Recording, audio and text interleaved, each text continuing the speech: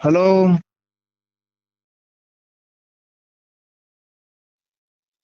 गंगा के ध्यान और स्तवन का वर्णन और श्री राधा कृष्ण के अंग से ही गंगा का प्रादुर्भाव। इसका अर्थ है कि आखिर गंगा है क्या, जिसे नहाने जाते हो। गंगा है क्या, कहां से प्रकट हुई है ये, गंगा नहाने से होता क्या है। ये सारी बातें आदमी को पता नहीं है, सुननी चाहिए। सुनोगे तो ध्यान में बैठेगी, ध्यान में बैठेगी तो कभी ना कभी तुम्हारे वक्त पर याद आएगी। पाप नष्ट होते हैं।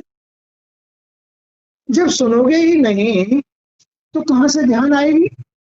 जो चीज तुम्हारे ध्यान में नहीं है उसे तुम कैसे ध्यान कर सकते हो।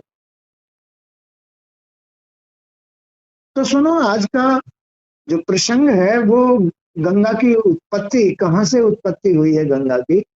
गंगा आखिर है क्या, गंगा है क्या। लेकिन सब एक ब्रह्म में ही है। इस गंगा का अर्थ है पवित्रता। भगवान भी इस गंगा से ही पवित्र हैं। इस गंगा को धारण करने से ही भगवान भगवान है। अगर भगवान में पवित्रता नहीं होती, भगवान ही नहीं होते।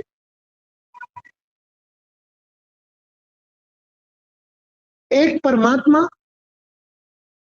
वो तो अकेला है, लेकिन उसमें से ही सारे भगवान, सारे इंसान, सारे देवता, दानव बन गए हैं। अब मनुष्य एक ऐसी स्थिति है जिसमें से कोई शक्ति प्रकट नहीं होती है। भगवान एक वो शक्ति है जिसमें से सारी शक्तियां प्रकट होती है। तू ही ब्रह्म, तू ही शक्ति, तू ही शक्ति, तू ही ब्रह्म। माने कि एक ब्रह्म में जो ये सृष्टि रची है, ये सारी देवी देवताओं का एक निर्माण है, पुंज है। ये जो हमारा शरीर है, जो हमारी घर गृहस्थी है, जो हमारा घर है, जो हमारा ये संसार है, इनका मतलब एक ही है। स्त्री का मतलब, घर का मतलब, आंखों के सामने संसार का मतलब, इनका मतलब एक ही है। घर गृहस्थी, स्त्री और संसार, यही ब्रह्म की शक्ति है। ब्रह्म की शक्ति में से ही स्त्री रची है, संसार रचा है, घर गृहस्थी रची है, एक ब्रह्म की शक्ति से ही। तो अब तुम देख लो कि एक ब्रह्म की शक्ति कितनी विशाल है, जिसने इतना बड़ा संसार रच दिया अपने आप में से। एक स्त्री में से कितना बड़ा परिवार रच देती है, कितना बड़ा घर बना देती है, महान बना देती है, धनवान बना देती है, संपत्तिवान बना देती है। वो सब ब्रह्म की शक्ति का ही रूप है। जिस पर खुश हो जाए, जिस आदमी पर खुश हो जाए। लेकिन वो खुश किससे होती है, वो होती है पवित्रता से खुश। जितना तुम अपने मन को पवित्र करोगे उतना ही मां भगवती खुश होती है। ये है ब्रह्म की शक्ति की खुशी। तो अब ये जो खुशी है पवित्रता से आती है, माने गंगा मैया के आशीर्वाद से आती है। लेकिन गंगा मैया का आशीर्वाद भी ऐसे ही नहीं मिलता। जब तक उसको प्रकट करने वाले प्रसन्न नहीं होंगे, तब तक गंगा मैया कैसे प्रसन्न हो जाएगी। गंगा मैया को प्रकट करने वाले हैं नारायण। सत होना चाहिए, आदमी के शरीर में सत होना चाहिए, मन सच्चा होना चाहिए, तो फिर गंगा मैया प्रकट हो जाती है।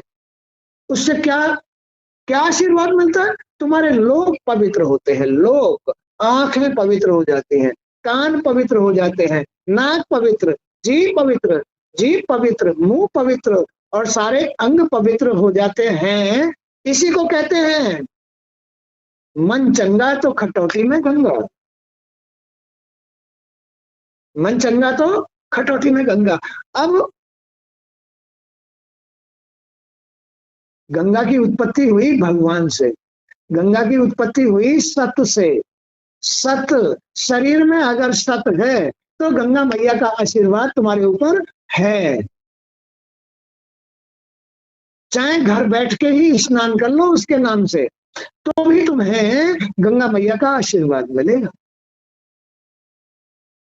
और भाई तुम्हारे शरीर में सत नहीं है तो गंगा मैया तुम्हारे आसपास भी नहीं है। फिर तो सत नहीं है तो तुम रोज गंगा नहाओ, फिर भी तुम्हें गंगा का आशीर्वाद नहीं मिलेगा।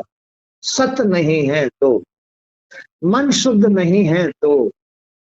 अगर सत की पहचान क्या है?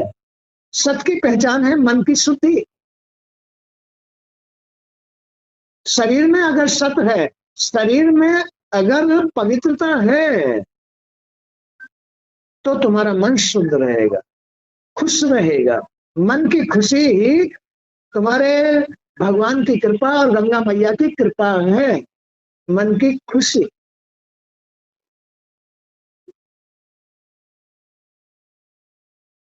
है ना, मन की खुशी पहचान है ये। किसका मन खुश रहता है? जिसका मन खुश रहता है समझ लो कि गंगा मैया का आशीर्वाद है, भगवान का आशीर्वाद है इसके ऊपर। अपने आप दिखाई दे जाएगी वो चेहरे से। स्क्रीन, ये चेहरा स्क्रीन है, पता चल जाता है पूरा हालचाल, पूरे संसार का पता चल जाता है। इसका संसार, ये संसार में दुख उठा रहा है या सुख उठा रहा है, चेहरे से, स्क्रीन से सब कुछ पता चल जाता है, अंदर तक का पता चल जाता है। क्या हालात हैं इसके मन के, इसकी इंद्रियों के, ज्ञानेंद्रियों के, कर्मेंद्रियों के, इसके परिवार का क्या हालचाल है, सारा स्क्रीन से पता चल जाता है भाई। ये जापे कृपा राम की हुई। राम माने सत, जिसके अंदर सत है वही राम है। राम की कृपा जिसके ऊपर होती है उसकी स्क्रीन से पवित्रता, खुशी, आनंद झलकेगा, आनंद झलकेगा। जिसके शरीर में भगवान की कृपा है, राम की कृपा है, सत है, तो उसकी स्क्रीन पर कोई भी दाग धब्बा नहीं आएगा, कुछ भी बुराई दिखाई नहीं देगी। सब स्क्रीन पर देखा जा सकता है, चेहरे पर देखा जा सकता है, मन का पूरा हालचाल, घर का पूरा हालचाल। माँ खुश है या नाराज है, ब्रह्म की शक्ति खुश है या नाराज है, उसका पता, अता पता उसके मन से चल जाता है। ब्रह्म की शक्ति का हालचाल, खेल समझ में आ रहा है? लेकिन भाई ज्ञान बिना हर जीव दुखारी, गुरु बिना ज्ञान यथार्थ नहीं। बगैर गुरु के ज्ञान नहीं हो सकता। कुछ अता पता नहीं है कि माता रानी की कृपा है या नहीं है, वो तो गुरुओं से ही पता चलेगा। और बगैर ज्ञान के ही जीव दुखी है बेचारा, उसको ज्ञान नहीं है, कहीं से सुना नहीं है, अपने आपे का ज्ञान समझता नहीं है, अपने आपे के विषय में कोई जानकारी नहीं है। इसलिए तो भाई नारायण कहते हैं, नारद, यह ध्यान संपूर्ण पापों को नष्ट कर देता है। यह ध्यान, संपूर्ण ध्यान, भाई तुमने कहीं से ज्ञान की बातें सुनी है तो ध्यान में आएंगी, और जिस टाइम तुम्हारे ध्यान में वो ज्ञान की बात आएगी उसी टाइम वो पाप नष्ट हो जाएगा। फिर नहीं, नहीं ये तो कुकर्म है, ये तो गलत बात है, ये तो गलत कर्म है, नहीं भाई ये गलत जगह है, नहीं ये गलत खाना है। ध्यान जब भी आएगा तो ही वो पाप नष्ट हो जाएगा। बोलो हो जाएगा नहीं हो जाएगा? नहीं तो अज्ञानता में आदमी पता नहीं क्या क्या करता है, भूल में आदमी क्या क्या करता है। इसलिए ये ज्ञान सुनना सत्संग के माध्यम से, ये देवी भागवत है, ये देवियों का चरित्र चित्रण है। क्या है माँ भगवती, भगवती की कितनी शक्तियां हैं, कितना तुम्हारे ऊपर उपकार करती हैं, देख लो। लेकिन उनका कोई आदर सत्कार नहीं करता है। यह गंगा का ध्यान संपूर्ण पापों को नष्ट कर देता है। गंगा का वर्ण श्वेत कमल के समान स्वच्छ है। गंगा मैया में एक तिल बराबर भी कोई दाग धब्बा नहीं है, माने अपवित्रता नहीं है। वो तो पवित्र की पवित्र ही है। भगवान विष्णु के चरणों से निकलती है। भगवान विष्णु के चरण क्या है? नियम,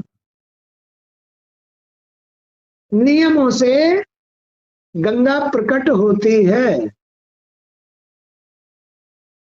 तो भाई तुम अपने आपे को चलाना समझना सीख लो, तो फिर कोई दिक्कत ही नहीं है। अपने मन को पवित्र रखो, लेकिन मन पवित्र होगा सत से। सत आएगा नियम से। बगैर नियम के सत नहीं आता है, त्याग नहीं आता है। कौन कंट्रोल करेगा? एक दूसरी शक्ति को शक्ति कंट्रोल कर रही है।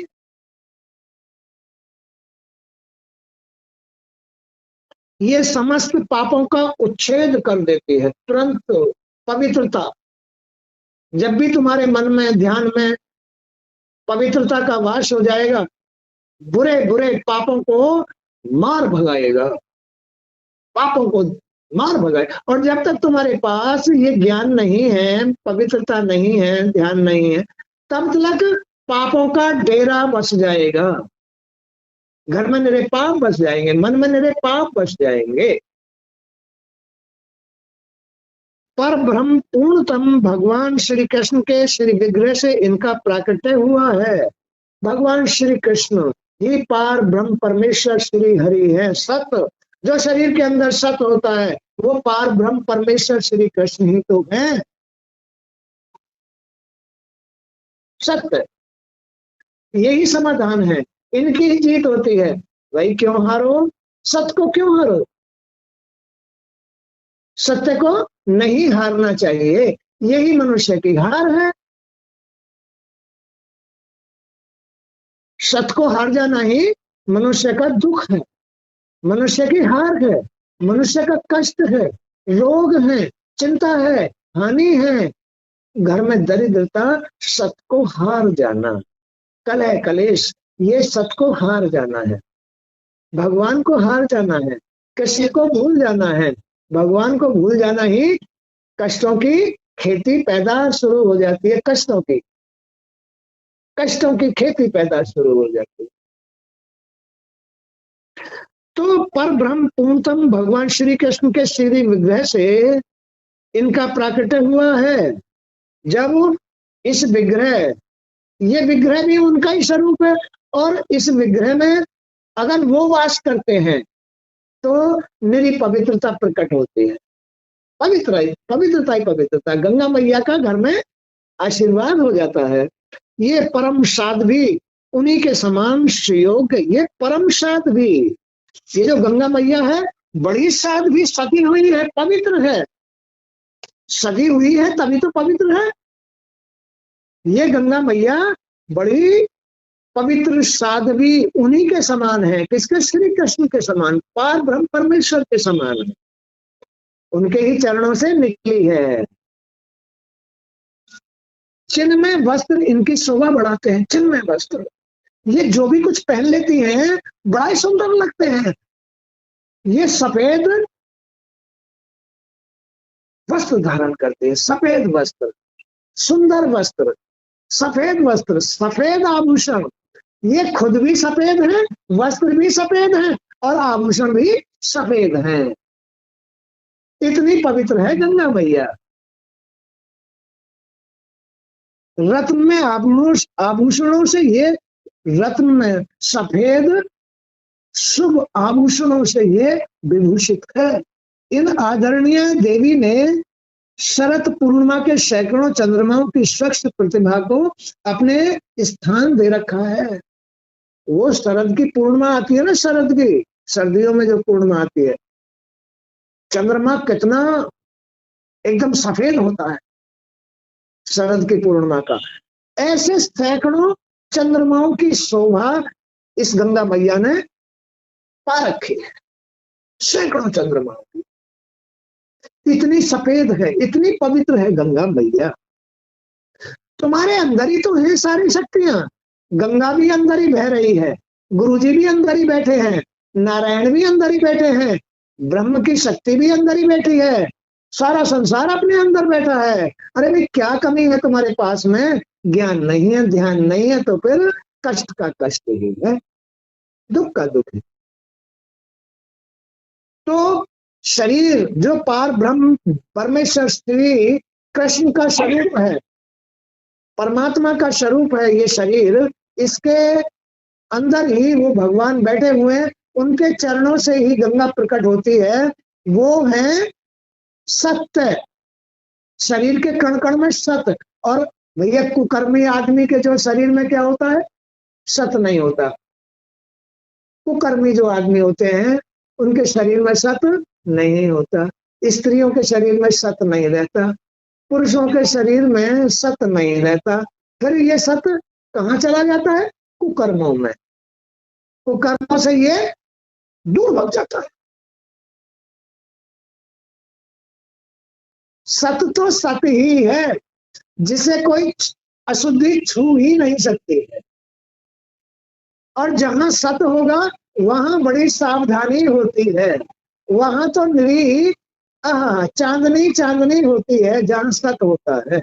सत्य में श्री कृष्ण तब गंगा को प्रकट करते हैं, पवित्रता को प्रकट करते हैं। वो पवित्रता ही तुम्हारा कंट्रोल है,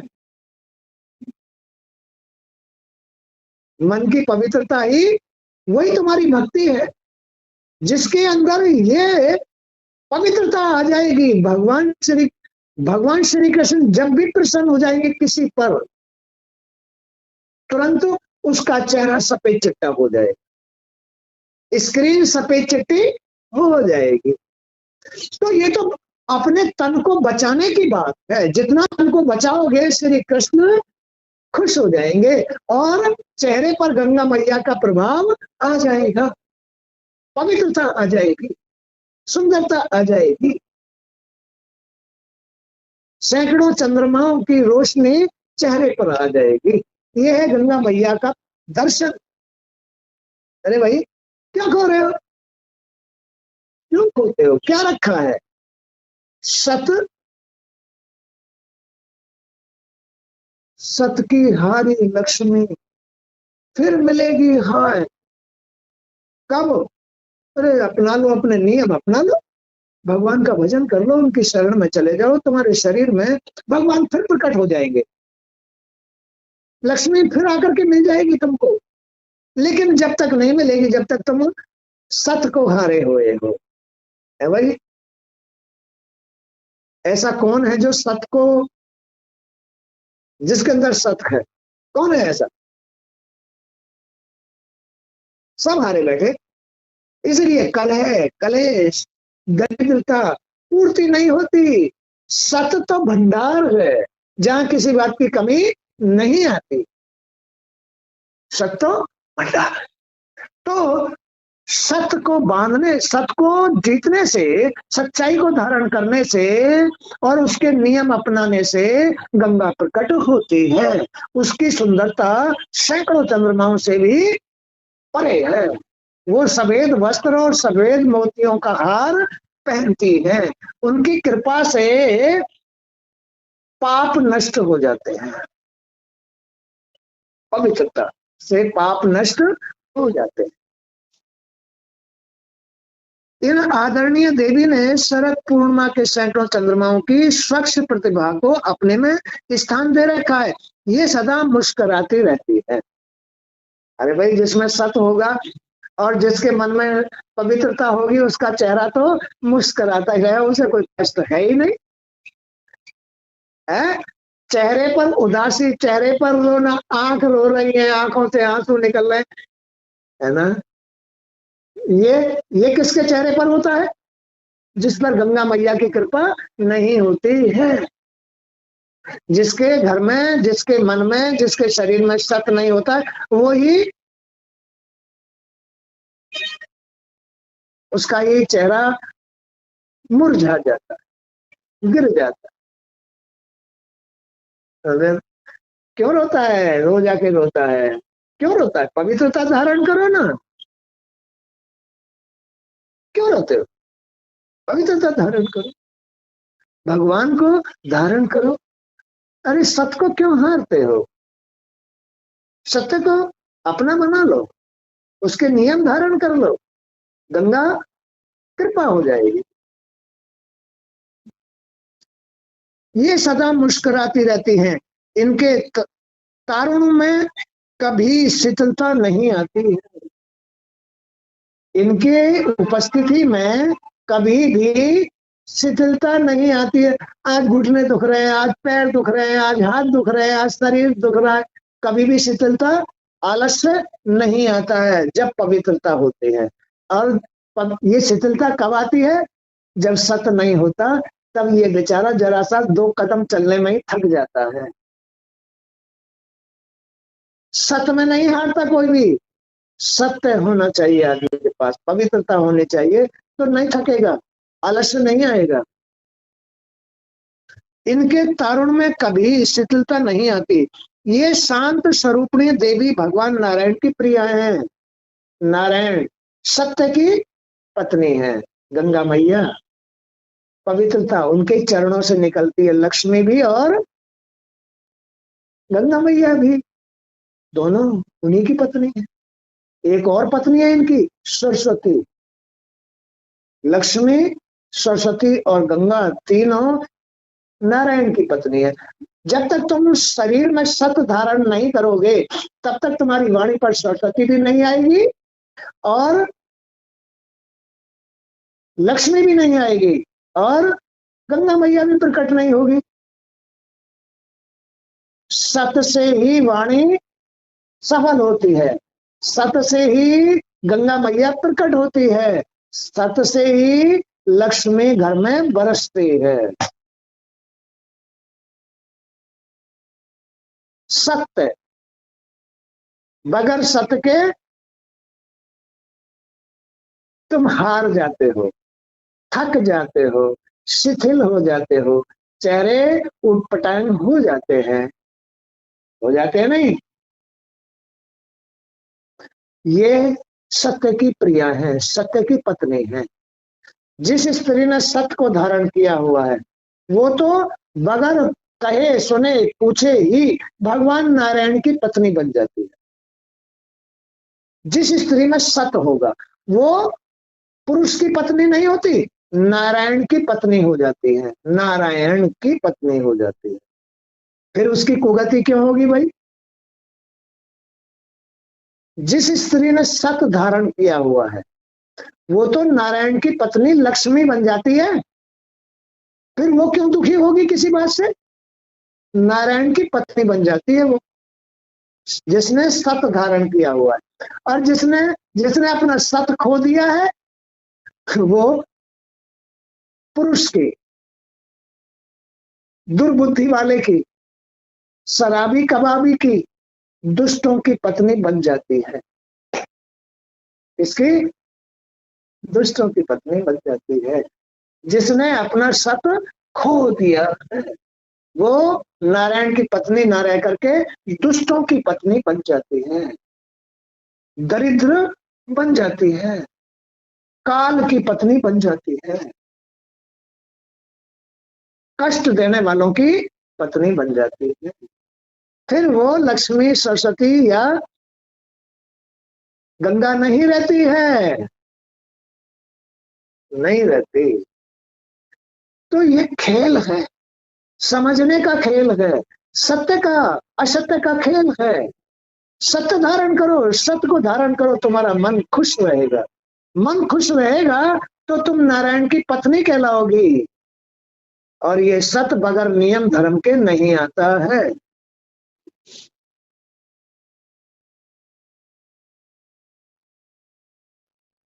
इनके सिर पर सघन अलकावली है, मालती के पुष्पों की माला इनकी शोभा बढ़ाती है। इनके ललाट पर अर्धचंद्राकार चंदन लगा है और उसके ऊपर सिंदूर की बिंदी है।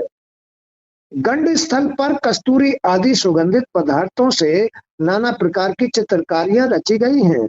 इनके परम मनोहर होठों, दोनों होठ पके हुए बिंबा फल की लालिमा को तुच्छ कर रहे हैं। इनकी मनोहर दंत पंक्तियों के सामने मोतियों की स्वच्छ माला नगण्य समझी जाती है। माने गंगा मैया की शोभा का वर्णन है ये, यानी सतधारी स्त्री की शोभा का वर्णन है ये। सतधारी स्त्री की शोभा का वर्णन है। इतनी शोभायमान हो जाती है सतधारी स्त्री, उसके पास किसी बात की कमी नहीं रहती है, वो किसी बात से दुखी नहीं होती है, नहीं होती तो वो तो एक इस तरह का, यानी पुष्प, सफेद पुष्पों की तरह हो जाती है, सफेद मोतियों की तरह हो जाती है, सफेद चंद्रमा की रोशनी के समान हो जाती है सतधारी स्त्री। कर्पूर गौरम कर्णावतारम, कपूर के समान गोरे रंग वाले, करुणा के सागर, कर्पूर गौरम करुणावतारम, संसार सारम भुजगेंद्रहारम सदा वसंतम हृदयारविंदे भवम भवानी सहितम नमामि। तो ये गौरी शंकर कपूर के, कपूर देखा ना जलाने वाला, गोरे रंग के हैं। सत क्यों? उनके अंदर सत है, सत है तो वो कपूर के रंग के समान उनका चेहरा खिलता है। वो चेहरा गंगा मैया से खिलता है, उनके चेहरे पर गंगा मैया नाचती है।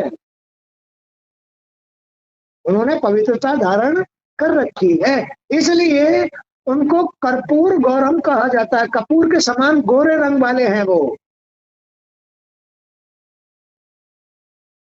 और स्त्री पुरुषों के चेहरे 12 बजे रहते हैं। कोई पिटता है, कोई पिटती है, कोई कुकर्म करती है, कोई कुकर्म करता है, कोई दारू पीता है, कोई कुछ करता है। तो उनके चेहरे पर कपूर जैसा रंग थोड़ी रह जाएगा, कपूर जैसा रंग नहीं रहेगा, तो दुखी होगा।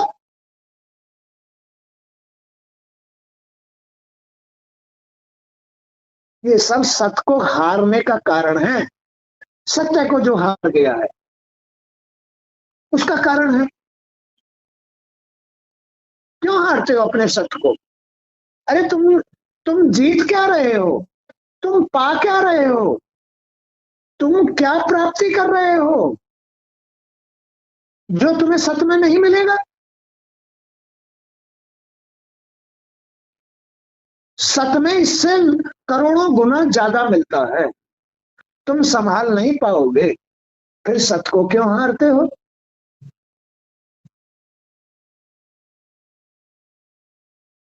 भगवान के पास किस बात की कमी है?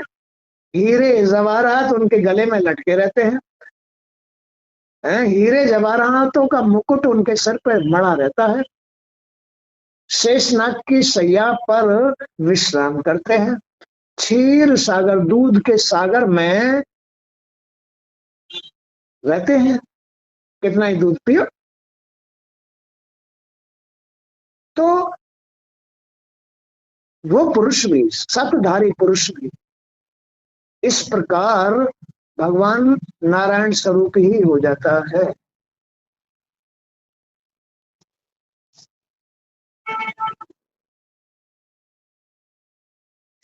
तो जो आदमी इस प्रकार गंगा मैया का ध्यान करता है कि वो सफेद मोतियों की माला पहने हुए हैं, वो सफेद वस्त्र धारण करती हैं, वो पापों को नष्ट करने वाली हैं, वो उनके मस्तिष्क पर अर्ध चंद्रमा लहराता रहता है, वो लाखों करोड़ों चंद्रमाओं से भी ज्यादा सुंदर लगती हैं। ऐसा ध्यान करने से, इसी ध्यान से 3 मार्गों से विचरण करने वाली कल्याणी गंगा का हृदय में स्मरण करना चाहिए। 3 रास्ते, ये मन 3 रास्तों में भटकता है, सतोगुण, रजोगुण, तमोगुण। तो इन 3 रास्तों से बहने वाली, 3 रास्तों से बहने वाली गंगा मैया को इस तरह से ध्यान करना चाहिए। लक्ष्मी, सरस्वती, गौरी, इसको त्रिवेणी कहते हैं। त्रिवेणी, जब तुम्हारे तीनों रास्तों से ये गंगा बहने लगेगी तो ये सतोगुण, रजोगुण, तमोगुण तुम्हारे पास रहेगा ही नहीं। माया, ये भटकना नहीं रहेगा। फिर तो तुम्हारे पास ये तीनों देवियां, तीनों रास्तों में तीनों देवियां खड़ी मिलेंगी। तुम्हारा मन त्रिवेणी बन जाएगा। त्रिवेणी, तुम्हारी प्रकृति त्रिवेणी बन जाएगी। सरस्वती, लक्ष्मी और गौरी बन जाएगी, गंगा बन जाएगी। इसको कहते हैं त्रिवेणी गंगा। ऋषिकेश में बहती है त्रिवेणी। नहा के आए थे, त्रिवेणी पर नहा के आए थे ना, गंगा मैया नहाए थे त्रिवेणी पर। उसमें सरस्वती भी मिलती है आकर के, उसमें लक्ष्मी भी मिलती है आकर के। त्रिवेणी घाट है वो। तो जो गंगा मैया का इस तरह से ध्यान करता है उसे तीनों देवियों का लाभ मिलता है, लक्ष्मी का भी, सरस्वती का भी और गौरी का भी। गंगा मैया का लाभ मिलता है।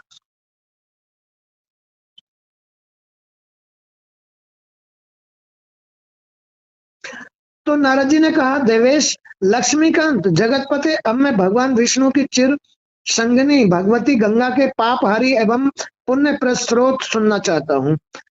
भगवान नारायण कहते हैं, नारद सुनो, अब मैं तुम्हें पाप ध्वंसक पुण्यदायी स्रोत कहता हूँ। ये पाप कैसे नष्ट हो जाते हैं गंगा का स्मरण करने से। गंगा मैया का स्मरण करने से, ध्यान करने से ये पाप कैसे नष्ट हो जाते हैं।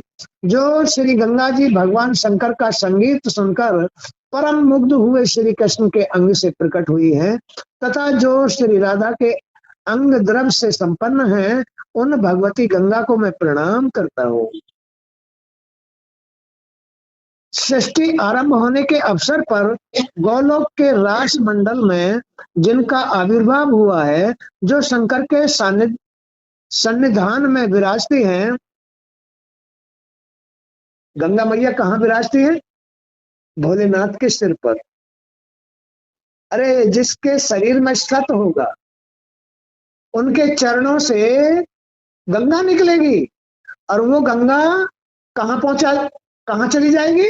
भगवान भोलेनाथ के सिर पे। यानी जो उसका भाग्य होता है, भगवान भोलेनाथ ही तो सबका अपना अपना भाग्य है, वो ही तो लोगों का काल बन जाते हैं, और वो ही भगवान भोलेनाथ उसके लिए बहुत बड़ा पुण्य बन जाते हैं। तो भगवान नारायण के चरणों से निकली हुई गंगा भोलेनाथ के सिर पर विराजमान होती है, तो भगवान भोले का आशीर्वाद उसके ऊपर बना रहता है। भंडार, हर चीज का भंडार। भगवान भोले ही तो भंडारी हैं, लेकिन उसको ही भगवान भोलेनाथ का भंडार मिलेगा जो भगवान का सत धारण करके पवित्रता धारण करता है। तो भगवान भोलेनाथ का उसके सिर पे हाथ आ जाता है। बगैर पवित्रता के दोनों का लाभ नहीं मिलेगा, न भगवान का न भोलेनाथ का। बगैर पवित्र, यानी गंगा मैया के बगैर ना नारायण का लाभ मिलेगा, ना भोलेनाथ का लाभ मिलेगा। दोनों में से किसी का लाभ नहीं मिलेगा। और दोनों का लाभ लेने के लिए, और गंगा मैया का लाभ लेने के लिए, गंगा मैया ही नारायण और भोलेनाथ से जोड़ती है इस संसार को। इस जी को लाभ प्राप्त कराती है तो गंगा मैया कराती है, पवित्रता कराती है। श्री हरि का भी लाभ तभी मिल सकता है, श्री हरि का लाभ मिलता है जब तुम नियम धारण करोगे। भोलेनाथ का लाभ जब मिलेगा जब तुम पवित्रता धारण करोगे। तो श्री हरि का लाभ तो नियम से और भोलेनाथ का लाभ गंगा मैया से मिलता है। इसीलिए तो भगवान भोलेनाथ गंगा के तट पर ही विराजमान होते हैं। कहीं देख लो, भोलेनाथ जहां भी प्रकट हुए गंगा के किनारे ही प्रकट हुए होंगे, क्योंकि भोलेनाथ बगैर पवित्रता के रह ही नहीं सकते, नहीं तो काल बन जाएंगे। जहां भी भोलेनाथ गंगा नहीं है और प्रकट हो गए, वो इलाका काल में हो जाएगा, बुरा हो जाएगा, काल बन जाएगा। और जहां भगवान भोलेनाथ प्रकट हुए हैं वहां गंगा का किनारा अवश्य होगा। गंगा के किनारे प्रकट होते हैं, प्रकट होते हैं तो फिर वहां वो जगह तीर्थ बन जाती है, वो जगह तीर्थ बन जाती है। और तीर्थों पर जो भगवान के भोलेनाथ के दर्शन करने जाएगा वो वहां से आशीर्वाद सुख लेके आएगा, उनका साथ लेके आएगा। पहले लोग गंगा जी नहाते हैं, फिर भोलेनाथ पे गंगा जल चढ़ाते हैं। क्यों चढ़ाते हैं गंगा जल? इसीलिए तो चढ़ाते हैं कि भगवान से हमारा संबंध हो जाए। हम गंगा नहा के आए हैं और तुम्हें गंगा से स्नान करा रहे हैं, तुम खुश हो जाओ। इसलिए गंगा नहा के गंगा जल भोलेनाथ पर शिवलिंग पर चढ़ाया जाता है कि भगवान भोलेनाथ हमसे खुश हो जाए, तो हमारा इस संसार में जीवन सरल हो जाए, हमें भंडारा मिल जाए, हमें धन संपत्ति सुख मिल जाए, जिससे कि हमारा जीवन सरल हो जाए। कुछ खेल समझ में आ रहा है? घर बैठे रहो, बस दाल रोटी खाते रहो, गंगा जी में गोता मत लगाओ। अरे राम,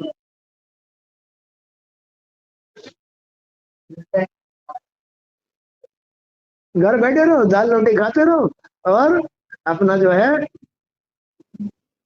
मौज उड़ाते रहो, तो इससे भगवान नहीं मिलते हैं। अगर भोले को पाना है तो गंगा नहा के उन पर जल चढ़ाओ, अगर भगवान विष्णु को पाना है, नारायण को पाना है, तो उनके नियम धर्म धारण करो, तो तुम्हें दोनों मिल जाएंगे, जीवन भी सफल और तुम्हें भगवान वैकुंठ भी मिल जाएगा।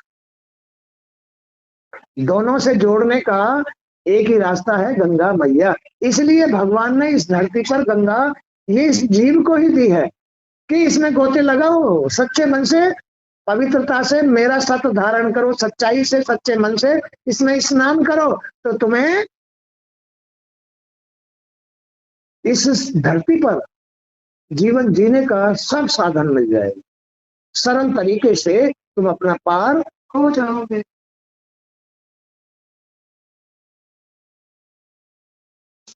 जो श्री गंगा जी भगवान शंकर का संगीत सुनकर परम पुण्य हुए श्री कृष्ण के अंग से प्रकट हुई हैं, तथा जो श्री राधा के उपद्रव से संपन्न हैं, उन भगवती गंगा को मैं प्रणाम करता हूँ। षष्ठी आरंभ होने के अवसर पर गोलोक के रास मंडल में जिनका आविर्भाव हुआ है, जो शंकर के सानिध्य में विराजती है, उन भगवती गंगा को मैं प्रणाम करता हूँ।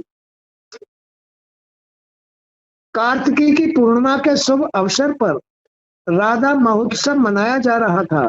अनेक गोप और गोपियां विराजमान थी।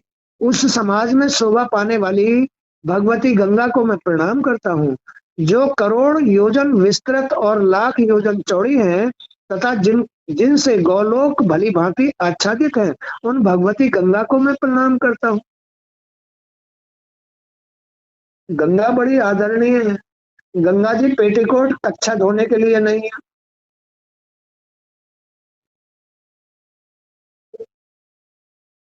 सब धोती है। वहां हजारों को मैं देखता हूँ, जब गंगा जी नहाने जाता हूँ, हजारों को, 1 2 4 6 10 5 जो जानते हैं वो नहीं धोते, नहीं सब उसी में धो के लाते हैं गंगा जी में। अरे अपने घर ही नहा लेते, वो तो केवल डुबकी लगाने के लिए है, वो शरीर मलने के लिए भी नहीं है। गंगा जी केवल डुबकी लगाने के लिए, शांत मन से डुबकी लगाने के लिए है, कि गोता लगा के अपने पितरों के नाम से, अपने भगवान के नाम से, अपने देवताओं के नाम से, भगवान के नाम गोता लगाओ और निकल के आ जाओ। साबुन से नहाते हैं, तेल लगाते हैं, गंगा के किनारे बैठ करके खूब अच्छी तरह से तेल लगा के तब गंगा में गोता लगाते हैं। तो ये गंगा नहाने का मतलब नहीं है। ज्ञान बिना हर जीव दुखा।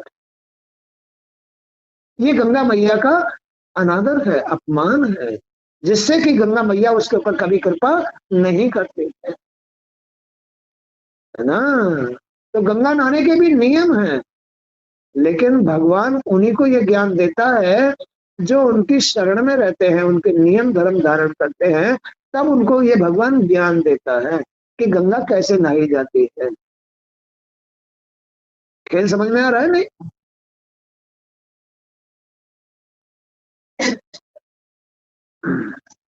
तो उन भगवती गंगा को मैं प्रणाम करता हूँ जो 30 लाख योजन चौड़ी और इसके 5 गुने विस्तार से ब्रह्मलोक में फैली हुई है। ब्रह्मलोक, सत्यलोक में उन भगवती गंगा को मैं प्रणाम करता हूँ। 30 लाख योजन चौड़ाई और इसके 4 गुनी लंबाई में होकर जो शिवलोक की शोभा बढ़ाती है। शिवलोक, शिवलोक अलग है, गोलोक अलग है, बैकुंठ लोक अलग है, सब अलग अलग है। सबके रहने वाले भी अलग अलग हैं। गोलोक में श्री कृष्ण, शिवलोक में शिव और बैकुंठ लोक में विष्णु वास करते हैं। सब में गंगा मैया का वास है। बगैर गंगा मैया के पवित्रता के कोई भी घर गृहस्थी, इस संसार का कोई भी कोना पवित्र नहीं हो सकता। चाहे गोलोक हो, चाहे शिवलोक हो, चाहे बैकुंठ हो, बगैर गंगा के कोई भी लोक पवित्र नहीं हो सकता। उन भगवती गंगा को मैं प्रणाम करता हूँ जो लाख योजन लंबी 7 गुनी चौड़ी होकर ध्रुव लोक में छाई है। उन भगवती गंगा को मैं प्रणाम करता हूँ। चंद्रलोक में लाख योजन विस्तृत और 5 गुने धैर्य से फैले रहने वाली देवी गंगा को मैं प्रणाम करता हूँ। 60,000 योजन की दूरी और उससे 10 गुनी चौड़ी होकर जो सूर्य लोक में आवृत है, उन भगवती गंगा को मैं प्रणाम करता हूँ। जिनकी लंबाई लाख योजन तथा चौड़ाई उससे 10 गुनी है। यो जो तपोलोक में आवृत है, उन भगवती गंगा को मैं प्रणाम करता हूँ। 1,000 योजन विस्तृत तथा 10 गुना दीर्घ रूप बनाकर जललोक में फैली रहने वाली भगवती गंगा को मैं प्रणाम करता हूँ। इस प्रकार गंगा की स्तुति कही गई है कि हे गंगा मैया, तेरे बगैर कोई भी लोक पवित्र नहीं हो सकता, और जिस लोक में तू है उसका अधिकारी, उसका रहने वाला भी पवित्र है। तू नारायण की अर्धांगिनी है, तू ही लक्ष्मी है, तू ही सरस्वती है और तू ही गंगा है। हे माता, हमें भगवान भोलेनाथ का आशीर्वाद प्राप्त कराने के लिए तू हमें हम पर कृपा करती है, उनके चरणों तक पहुंचाती है, हमें भाग्यशाली बनाती है, उनके लायक बनाती है। तभी हमें भोलेनाथ की कृपा प्राप्त होती है। अन्यथा हम तो वो हमारे साथ लीला करते रहते हैं। कभी ठोकर लगवाते हैं, कभी एक्सीडेंट कराते हैं, कभी कुछ, कभी अशांति करा देते हैं, कभी घर में लड़ाई झगड़ा करा देते हैं। ये सब भोलेनाथ की लीला है, क्योंकि भगवान उनके घर में नहीं होते, नारायण सत्य उनके घर में नहीं होता, तो गंगा प्रकट नहीं होती है। गंगा प्रकट नहीं होती है तो भोलेनाथ तक वो आदमी नहीं पहुंच पाता है, भोलेनाथ तक नहीं पहुंच पाता है, तो भोलेनाथ ऐसी काल लीला करते हैं। कभी कहीं ठोकर लगाते हैं, कहीं ऐसे कराते हैं, कहीं कुछ कराते हैं, कहीं उपद्रव कराते हैं, कहीं अशांति कराते हैं, तो कहीं लड़ाई झगड़े कराते हैं। कभी खाने के लिए अन्न नहीं रहता, कहीं सब्जी नहीं रहती, कहीं पैसा नहीं रहता, कहीं कुछ नहीं रहता। ये भोलेनाथ की लीलाएं हैं। जिस घर में पवित्रता नहीं होती, जिस घर में सत्य नहीं रहता है, वही ये लीला होती है, क्योंकि गंगा मैया का उनके ऊपर आशीर्वाद नहीं होता है। ये समझ आ गया? इसलिए भाई अपने अपने घर में भगवान भोलेनाथ और नारायण का वास कराओ, तो सुख शांति मिलेगी, आनंद मिलेगा। अन्यथा भोलेनाथ के डंडे मिलते हैं, भगवान श्री हरि डंडे नहीं लगाते, भोलेनाथ लगाते हैं। भोलेनाथ लीला करते हैं, उनकी लीला ही डंडे हैं। इसलिए भोलेनाथ की कृपा पाने के लिए गंगा स्नान करो, गंगा में डुबकी लगाओ, पवित्रता से आदर के साथ में गंगा जी का यजन पूजन ये सब कुछ करो, उनकी स्तुति करो, उनकी आरती करो, तो गंगा मैया प्रसन्न होगी, तो भोलेनाथ प्रसन्न होंगे, और भोलेनाथ प्रसन्न होंगे तो तुम्हारा घर गृहस्थी जीवन सफल हो जाएगा। बगैर भोलेनाथ के लिए, बगैर भोलेनाथ के प्रसन्न हुए तुम किसी भी देवता के पास चले जाओ, कोई भी प्रसन्न नहीं होगा। जब तक तुम भोलेनाथ को प्रसन्न नहीं कर लेते हो, भोलेनाथ ही देवादि देव महादेव हैं, तो महादेव प्रसन्न नहीं है तो फिर देवता कैसे प्रसन्न हो जाएंगे? इसलिए देवताओं का भी आशीर्वाद पाने के लिए, भोलेनाथ का भी आशीर्वाद पाने के लिए अपने शरीर में सत धारण करो, तो सत से फिर गंगा निकलती है, वो भगवान भोलेनाथ से जोड़ देती है, तब देवता भी प्रसन्न होते हैं, तुम्हारे पितृ भी प्रसन्न होते हैं, और घर में अमन चैनी सुख शांति आ जाती है, आ जाती है। आज का सत्संग भी यहीं तक। जय श्री कृष्ण। गुरुदेव वासुदेव, श्री हरि हराय। ओम नमः शिवाय।